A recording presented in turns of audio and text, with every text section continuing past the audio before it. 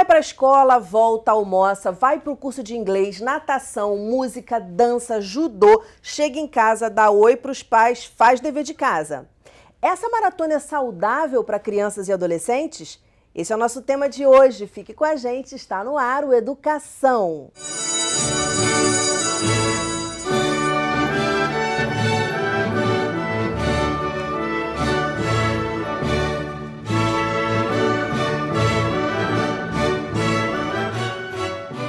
Minhas convidadas são a psicóloga Débora Mascarenhas e a fisioterapeuta Luciana Baima, mãe da Luísa e da Mariana. Muito bem-vindas ao programa. E eu já sei que a Luísa ou a Mariana, uma das duas, tem a agenda lotada. Qual das duas? A Mariana, mais nova. A Mariana, o que ela faz? Ela faz jazz, balé, sapateado, teatro musical, natação, inglês, vôlei e escola. Meu Deus! E 24 horas são suficientes para nisso também almoçar, né? Tomar banho. É porque é tudo bem dosado, na verdade, porque senão não daria. As pessoas, quando eu falo que ela faz isso tudo, falam, não, a hora dela, o dia dela não cabe ali. Mas cabe porque a gente consegue encaixar um depois do outro antes da escola, dá tudo certo. Você vê que é engraçado que ela falou a escola por último, né? É porque ela ainda está com 8 anos, então ainda dá para encaixar. É exatamente isso. Mas, de qualquer forma, é uma carga de ocupação bastante diversa, né? Vamos dizer assim. E eu até conheço, né, a Mariana e sei que ela fez teatro. Então, assim, é uma menina que assumiu responsabilidade muito cedo. Ela fez peça de teatro, é uma menina com um senso de responsabilidade muito grande e com tarefas quase de uma executiva. E aí você fica pensando, né, quer dizer, quais são os prós e os contras? Porque na vida são escolhas, né, Luciana? Né?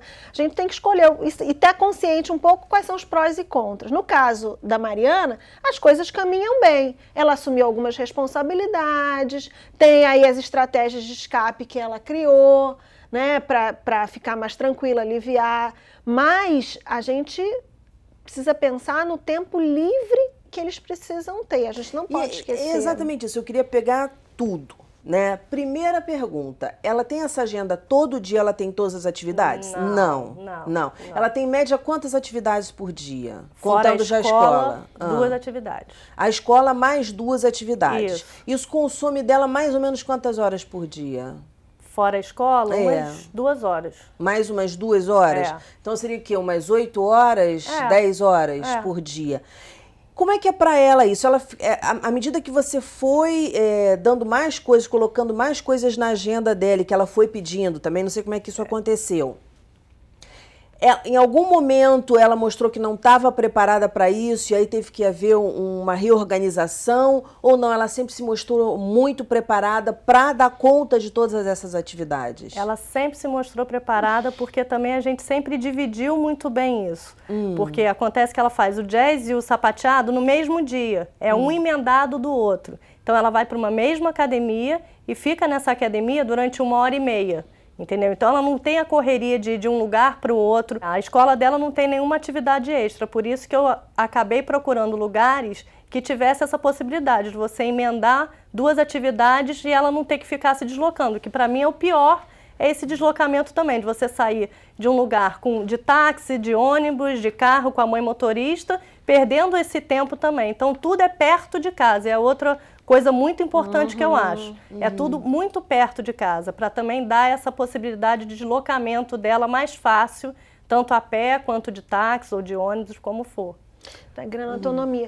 Eu acho que assim, né, vamos pensar o seguinte, as escolas fora do Brasil, elas são geralmente escolas em tempo integral. Né? Elas pressupõem que a educação precisa de um tempo maior e pode ter outras atividades, né? E aí que eles vão elegendo à medida do gosto da pessoa, do formato da cultura e das habilidades de cada um. Bom, e aí eles já têm essa agenda lotada desde o início, né? Os meus filhos particularmente estudaram em Portugal, então eles entravam às 9 horas da manhã, começava a aula e saíam às 5 da tarde, com intervalo de 2 horas para almoço e recreação. Legal. E aí esse total daria o total que a Mariana... Dá o total da Mariana, sem o deslocamento, né? Mas aí tem um formato onde se guarda um tempo para a brincadeira que eles possam eleger. né? O fato deles criarem essa brincadeira, se relacionarem entre eles, sem a interferência de um adulto o tempo inteiro. Isso é super importante. Porque exatamente qual é a importância da brincadeira, né? Não é à toa que vários teóricos estudaram sobre isso. Tem uma função da formação do próprio aparelho psíquico. É nesse momento da criação dessa brincadeira e do exercício dessa brincadeira, na criação você depois guarda isso para aquela fantasia, aquele momento lúdico que você precisa. Às vezes você tem um problema e algumas pessoas, como é que elas resolvem esse problema? Voltando para dentro de si e acessando esse momento que eu tive dentro de mim com os meus recursos. A brincadeira, em última instância, ela vai criar como se fosse um reservatório de onde eu vou tirar algumas coisas para os momentos difíceis. Na vida adulta? Na vida adulta. Você vai lá? Sim, sim. Eu tenho também... Onde é que eu produzo a minha criatividade? Se eu não tiver brincado e não tiver exercitado esse mundo imaginário. Isso, então, são, vamos dizer assim, são recursos, são instâncias que a gente precisa executar enquanto criança para poder acessar na frente. Então, se você tem, né, são os prós e contras, né, agenda lotada, tá bom, mas como que você vai executar essa agenda lotada? Tem momento guardado também para não ter agenda? É isso que eu acho que é a dica para os pais. Sim, muito interessante. E quando a gente estava falando, a gente já gravou aqui programas falando sobre o que o mercado quer do profissional do futuro. E a gente comentou uma pesquisa, acho que foi você que trouxe, que falava da criatividade, né? Da importância do profissional ser criativo. Então, quer dizer, é necessário fazer isso, porque muitas vezes os pais pensam assim, não, tem que estudar inglês, já nem tanto, mas... porque é o básico, mas tem que estudar isso, aquilo outro e já começar muito cedo a fazer isso e aquilo, pensando assim, poxa, eu quero formar meu filho um ótimo profissional, um profissional completo e uma pessoa com saúde também fazendo esporte e tal. Mas você está falando o seguinte, que tem que brincar para ser criativo. E se o profissional do futuro ele tem que ser um cara criativo, segundo pesquisas recentes, então brincar também está fazendo parte aí dessa preparação do filho para o mercado profissional. É isso que você está falando. Exatamente, né? Você está falando do relatório do Fórum Mundial Econômico, onde eles elegeram eles fizeram uma pesquisa dos profissionais do futuro. Na verdade, as qualidades que serão valorizadas no futuro. E a criatividade hoje está em 10º lugar e vai, a partir de 2025, para o 3º lugar mais importante. É a capacidade das pessoas processarem essa informação e serem criativos com isso, porque é repetitivo fazer só pegar a informação e repetir. Isso a máquina está fazendo. Né? A máquina está fazendo, não precisa mais de gente para fazer. Então, a gente vai precisar, sim, a formação, a preocupação dos pais não pode ser só de dar formação e de esporte. Tem que ser também de criar essa pessoa, uma pessoa que tenha recurso interno, que tenha capacidade de elaborar essas informações, né, que tenha maturidade, até para viver, porque quando você está brincando com outro amigo, é o momento que você experiencia o quê? A competição, né? O fulaninho falou aquilo para mim, mas e aí? É você que tem que responder, não é o outro. Não, e a organização, quando você falou sem interferência de um adulto, quer dizer, a organização entre eles, viram, né? A divisão. E é interessante isso, porque a minha filha, apesar de todas essas atividades que ela faz, quando ela tem a oportunidade de brincar, por exemplo, na minha casa, que eu estou vendo com outras amigas, ela brinca de quê? De escola, de aula de balé, de aula de ginástica.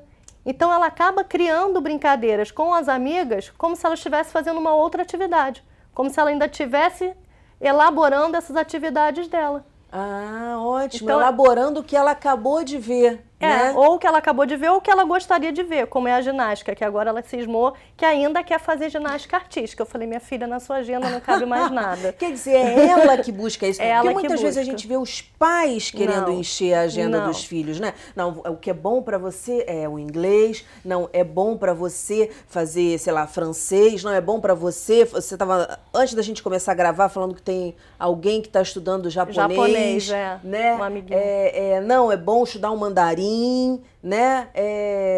E aí os pais começam a fazer isso. Não, você tem que estudar música, vamos supor. E no caso dela, todas essas demandas vieram dela. A não ser inglês e natação. Inglês e natação é primordial. Inglês a gente já sabe. Agora, natação. Por que você fez questão de colocar ela na natação? A natação, eu acho que a criança tem que ter segurança. É uma questão de segurança e sobrevivência. Não digo no mar, porque no mar até a gente se afoga. Mesmo quem sabe nadar muito bem se afoga. Mas numa piscina, vai brincar na casa de um amigo, vai fazer uma viagem, cai na piscina de repente, não sei nadar, e aí, faz o quê? Então, isso é questão de segurança, saber se virar na piscina é primordial para mim. E ela curte? Curte, hoje em dia curte. Apesar de ser aquela menos curte, a escala de preferências dela, a natação é a última. Você falou que há um tempo ela meio que estava com febre. Isso, né? Para poder dar uma escapulida. Na verdade ela teve realmente a febre, mas eu acho que essa febre foi meio que emocional para poder ter um tempo para ela descansar. Porque no primeiro dia que ela ficou em casa, ela só descansou, ela ficou deitada o tempo inteiro. Parecia que estava muito doente, mas a febre era de 37,2, 37,3, que a gente sabe que criança com 37 está com a corda toda. Ela não, ela ficou deitada o tempo inteiro, descansando. É isso que eu chamo de estratégia. E aí eu vou segurar, vou pedir para vocês segurarem um pouquinho, porque era exatamente esse gancho que eu queria dar para a gente chamar o intervalo, porque depois do intervalo, Débora, eu quero que você fale dessa estratégia, dessa necessidade. O que será que está acontecendo com a Mariana? Será que é o momento de tirar alguma atividade, dar uma pausa? A gente vai para um breve intervalo e volta já já. Não sai daí, não.